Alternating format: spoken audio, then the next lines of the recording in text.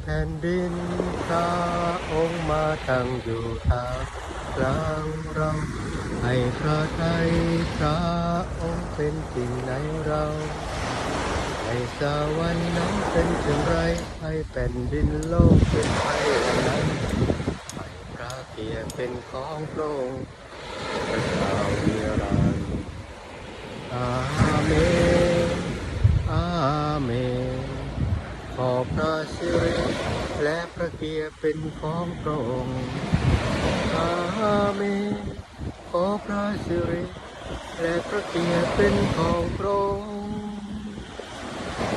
สรรเสริญพระเจ้าขอพระพระองค์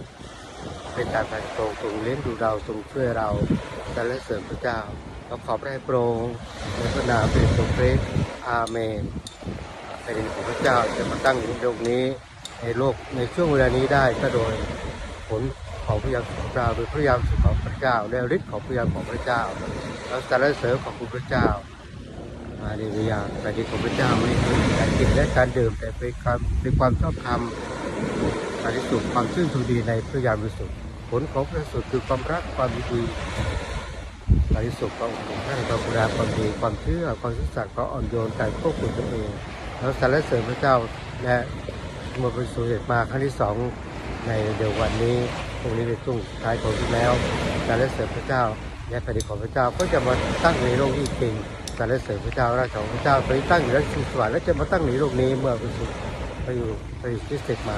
สรรเสริญพระเจ้าและผมเริ่มปกครองจากสวรรค์แล้วสรรเสริญพระเจ้าสรรเสริญพระเจ้าผมคือกษัตริย์ของเราเป็นจอมเจ้านายของเราเป็นเจ้าของเราเป็นที่ปรึกษามหัศจรรย์พระเจ้าพระองค์สิทธิ์พระบิดาองค์ถาวรในราชอาณาจักรของพระเจ้าเราสรรเสริญเราขอบคุณพระเจ้าฮาเลลูยาอาเมนอาเมนขอพระสิริและพระเกียรติเป็นของพระองค์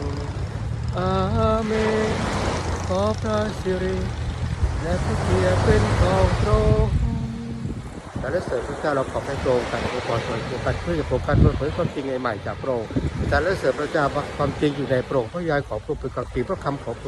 องค์เป็นความจริงเราสรรเสริญพระเจ้าเราเรียนรู้ตามความจริงตามพระยานของพระองค์ตามกระทรวงของพระองค์เราสรรเสริญพระองค์เราขอบพระคุณพระเจ้าในพระนามพระเยซูคริสต์อาเมน